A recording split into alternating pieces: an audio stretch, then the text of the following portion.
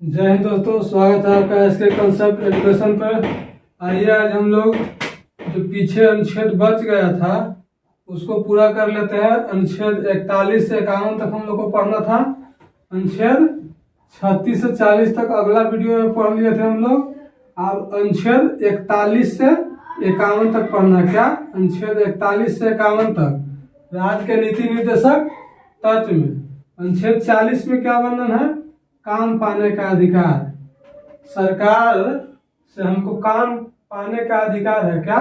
काम पाने का अधिकार। सरकार जैसे क्या मनरेगा भी चला रहा है, ये अनुच्छेद के तहत चला रहा है। अनुच्छेद 41 के तहत चला रहा है कि हाँ, हमको भारत के नागरिक हैं, हमको कहीं नहीं रोजगार मिल रहा है तो हमको रोजगार दीजिए। आप क्या रोजगार दीजिए। काम पाने का अधिकार अनुच्छेद 41 में है।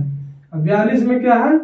मानवीय दासा। जहां हम काम कर रहे हैं वहां जगह साफ सफाई है कि नहीं है, वहां कल कारखाना से कोई दिक्कत है, ज्यादा सकेत जगह है तो वहां पे कोई दिक्कत हो सकता है, दुर्घटना हो सकता है।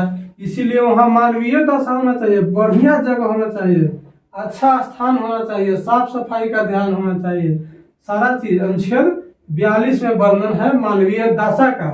अनुच्छेद 43 क्या? अनुच्छेद 43 में है निर्वाह योग्य मजदूरी। क्या?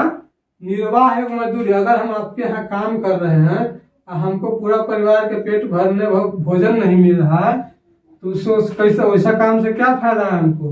वही निर्वाह योग्य मजदूरी। अगर हम काम कर रहे हैं तो अपना काम योग्य मजदूरी हमको दीजिए। अनुच्छेद कितना वर्णन है? 43 में। तो ये तीनों को रिलेट कर लीजिए। क्या? 41, 42 और 43 तीनों को रिलेट कर लीजिए। काम पाने का अधिकार, मानवीय दशा और निर्वाह योग्य मजदूरी।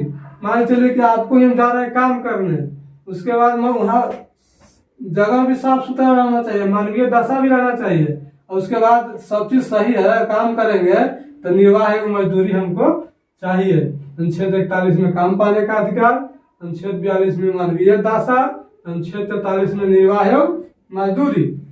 उसके बाद क्या है? 44 समान नागरिक संहिता।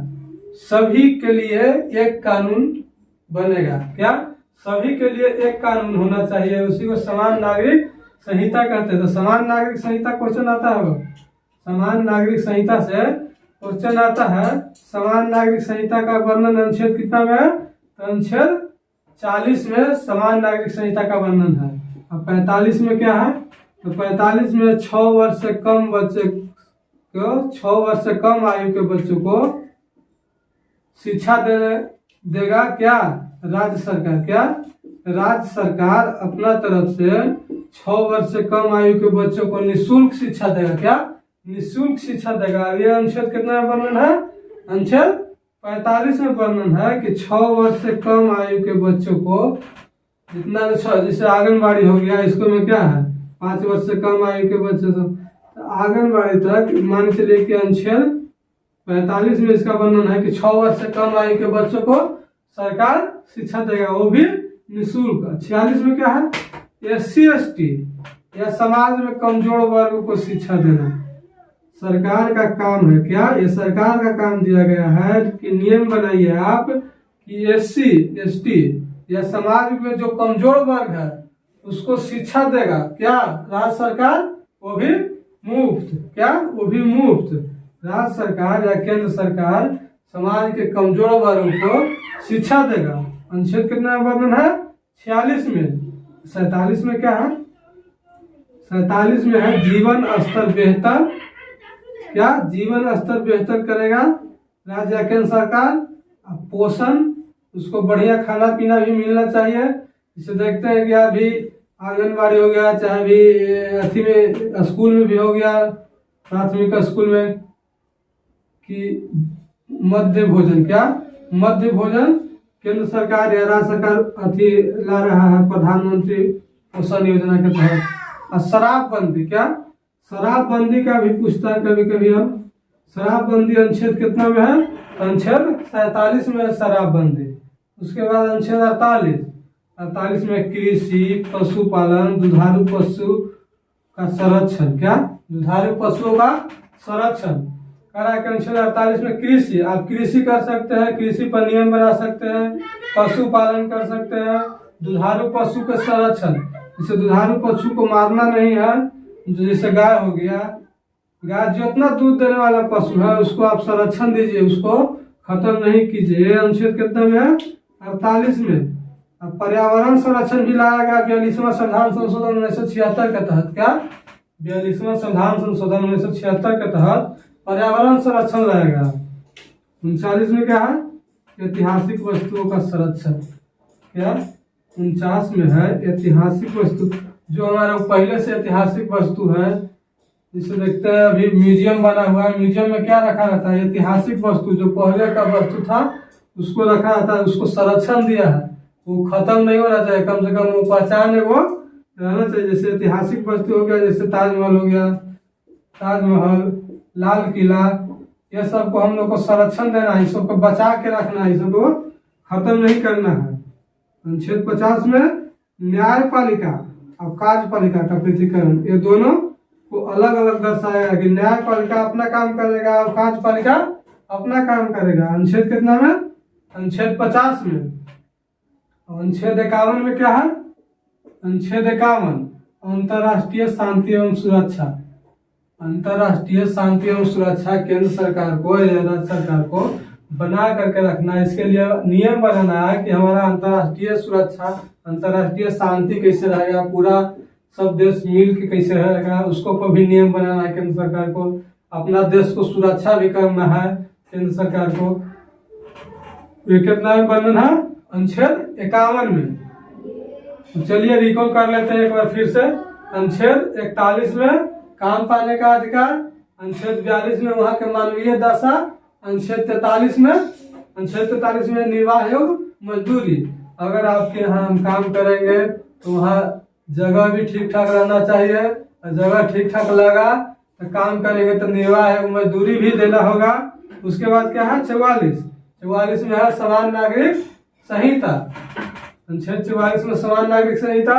अनुच्छेद 45 में 6 वर्ष से कम आयु के बच्चों को केंद्र सरकार या राज्य सरकार मुफ्त शिक्षा देगा।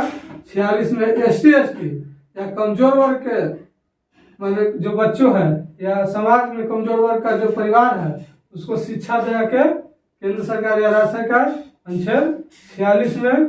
47 में जीवन स्तर बेहतर या पोषण या शराबबंदी, उसका भी चर्चा अनुच्छेद 47 में। 48 में कृषि, पशुपालन, दुधारू पशु का संरक्षण। अनुच्छेद 49 में ऐतिहासिक वस्तुओं का संरक्षण। क्या? ऐतिहासिक वस्तुओं का संरक्षण अनुच्छेद 49 में। 50 में न्यायपालिका का कार्यपालिका से पृथकीकरण। 51 में है अंतर्राष्ट्रीय शांति एवं सुरक्षा। आइए मौलिक अधिकार। क्या? अब पढ़ते हैं।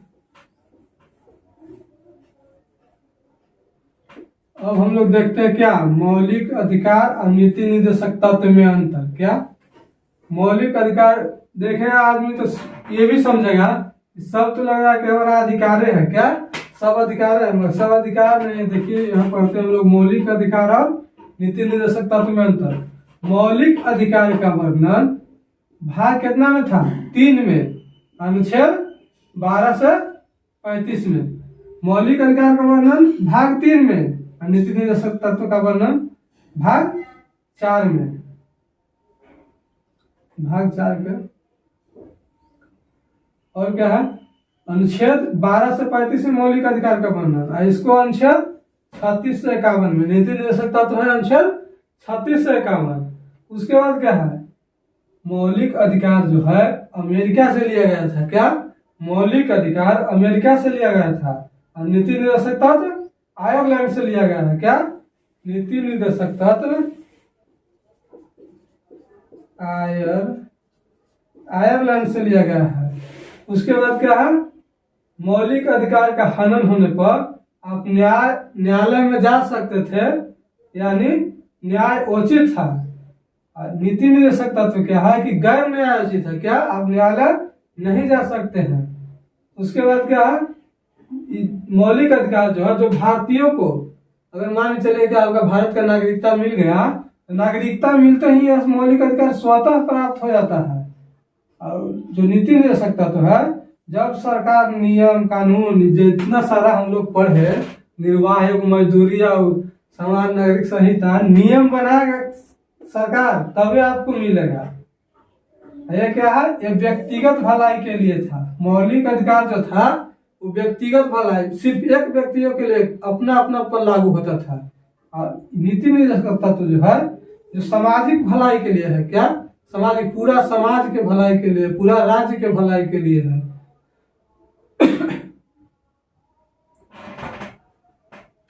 चलिए, ये वीडियो हम लोग को पूरा हुआ नीति निर्देशक तत्व। इसके आगे अनुच्छेद 51 से हम लोग पढ़ेंगे जो राष्ट्रपति का वर्णन। तो राष्ट्रपति पहले अनुच्छेद पूरा पढ़ लेते हैं, क्या पहले अनुच्छेद पूरा पढ़ा देते हैं, उसके बाद हम लोग फिर राष्ट्रपति पढ़ेंगे, तो फिर उसको अनुच्छेद पढ़ेंगे, प्रधानमंत्री पढ़ेंगे, बारी बारी से सारा चैप्टर हम लोग क्लियर करेंगे।